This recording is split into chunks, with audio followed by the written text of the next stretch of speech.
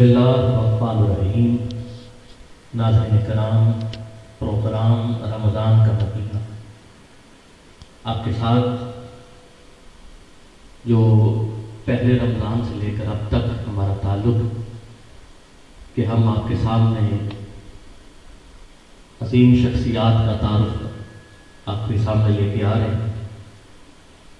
तो आज हमारे मेज़बान खलीफा अज़हर अब्बास अल कादरी साहब और मैं उस्मान गनी ख्याल फरीदी आपकी खिदमत में जो मेहमान लेके आए हैं, आप कोऑर्डिनेटर हैं वज़ीर तालीम शफ़क़त महमूद साहब और चेयरमैन ज़कात कमेटी गुलबर्ग टाउन और मक्का कॉलोनी के आप सदर हैं मोहतरम मोहम्मद मियाँ अतर अब्बास जी साहब। सबसे पहले आपका शुक्रिया अदा करते हैं कि आपने कीमती वक्त निकाल कर हमें वक्त दिया है। और नाज़रीन इनके साथ पाकिस्तान के नामवर सनाफ़ा अंदर के अंधेरों में गिरफ्तार हूँ मौला मौला, अंदर के अंधेरों में गिरफ्तार हूँ मौला, मैं बंदाए आसी हूँ। आखिरी शेर, एक तेरा सहारा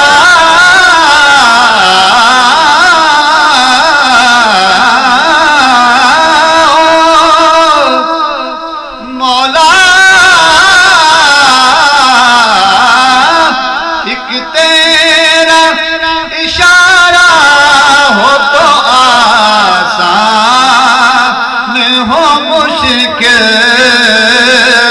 एक तेरा इशारा हो तो आसान हो मुश्किल,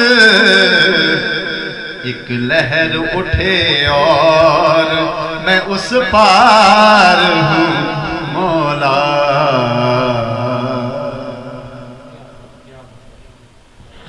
माशाअल्लाह, क्या बात क्या बात। नाज़रीन आप समात कर रहे थे मोहम्मद उमर सियालवी साहब जो कि मुज़फ़्फ़र वारसी रहमतुल्लाह अलैह की लिखी हुई बड़ी खूबसूरत हमदिया नज़म जो पेश करने की सादत हासिल कर रहे थे।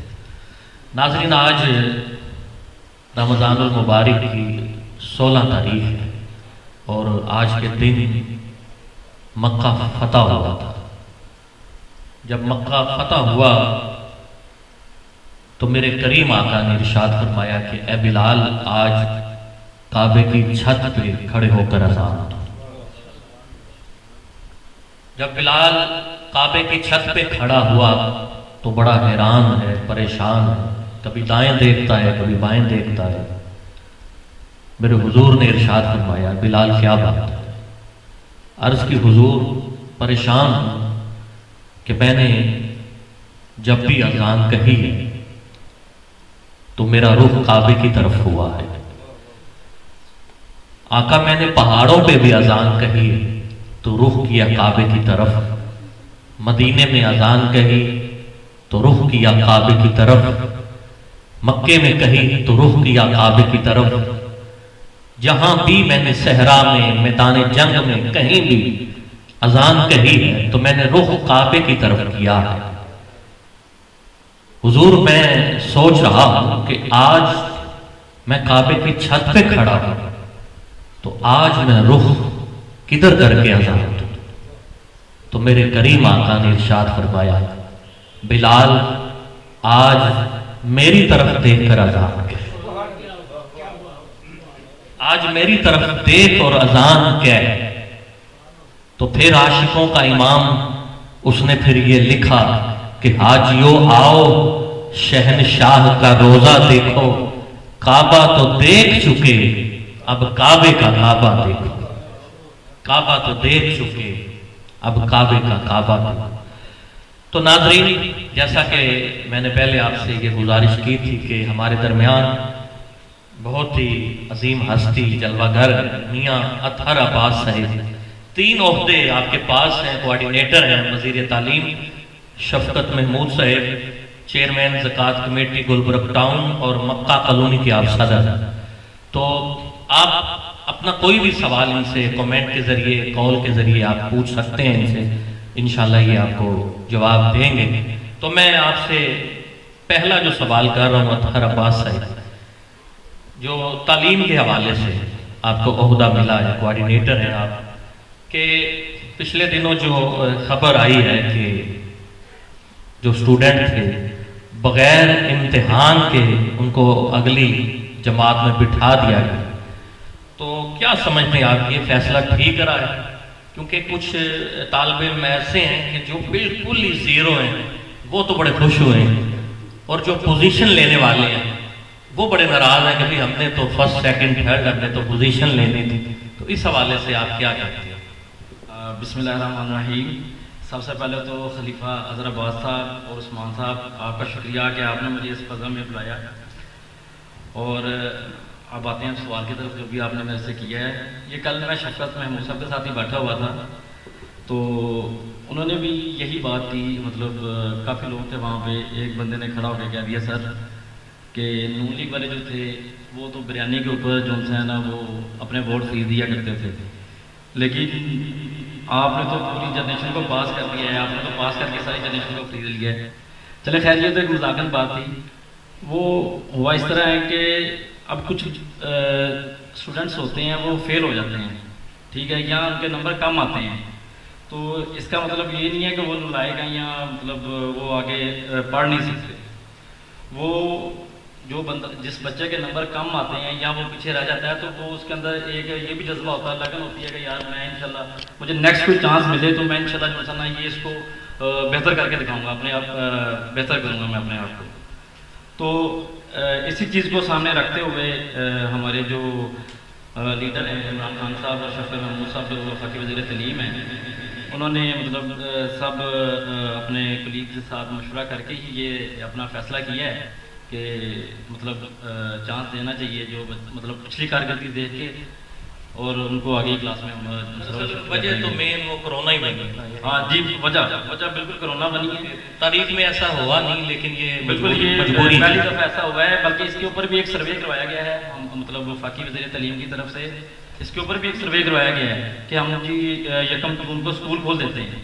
تو جو والدین تھے ان سے پوچھا گیا سب سے، تو تقریباً 80% والدین نے یہی کہا کہ آپ اسکول کھول دیں لیکن ہم اپنے بچوں کو نہیں بھیجیں گے جب تک یہ کرونا ختم نہیں ہو جاتا۔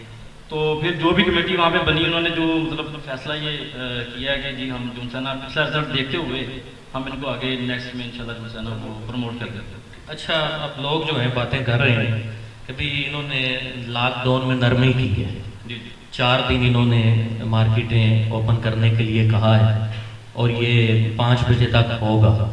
تو لوگ باتیں کر رہے ہیں کہ کیا 5 بجے تک کرونا جو ہے وہ حملہ نہیں کرے گا، اس طرح کی لوگ باتیں کر رہے ہیں۔ تو آپ نے اس حوالے سے کیا انتظامات کیے ہیں کہ جیسے لوگ گھروں سے نکلیں گے مارکیٹوں کی طرف، کیونکہ عید آ رہی ہے، ہر گھر سے 10-20 افراد ہوتے ہیں اپنی شاپنگ کے لیے نکلیں گے، رش ہوگا، تو آپ نے اس کے لیے کیا احتیاطی تدابیر استعمال کی ہیں کہ یہ کرونا جو ہے لوگوں تک نہ پہنچے؟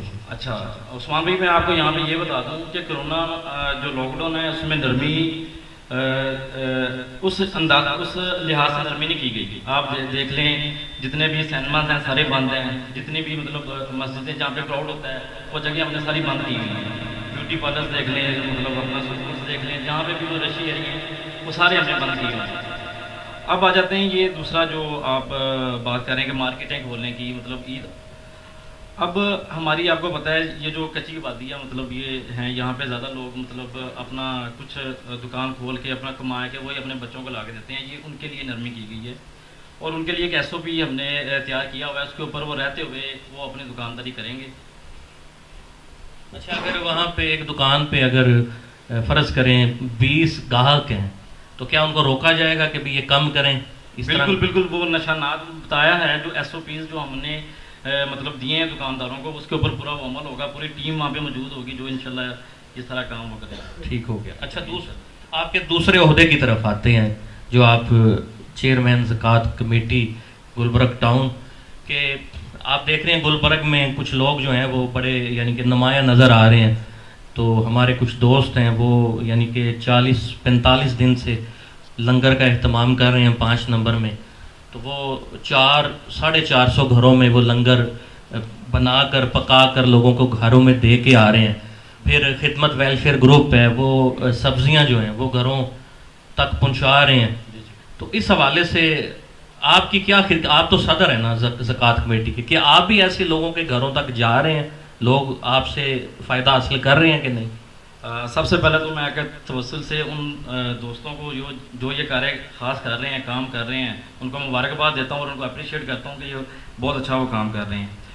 دوسرا میں ایز اے زکوٰۃ چیئرمین آپ کو بتانا چاہتا ہوں کہ میں مکہ کالونی کے اندر ہم نے کوئی تقریباً 9,000 کے حساب سے کوئی تقریباً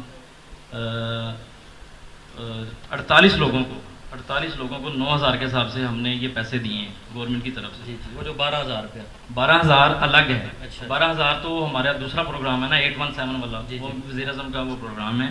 یہ زکوٰۃ کا پروگرام تھا جو مطلب مستحقین ہیں, جو مطلب جن کے پاس کوئی کام نہیں ہے, جو خواتین خاص کر جو بیوہ ہیں, جو گھروں میں مطلب رہتی ہیں, کرائے پہ رہتی ہیں, ان کا پاس کوئی سورس آف انکم نہیں ہے.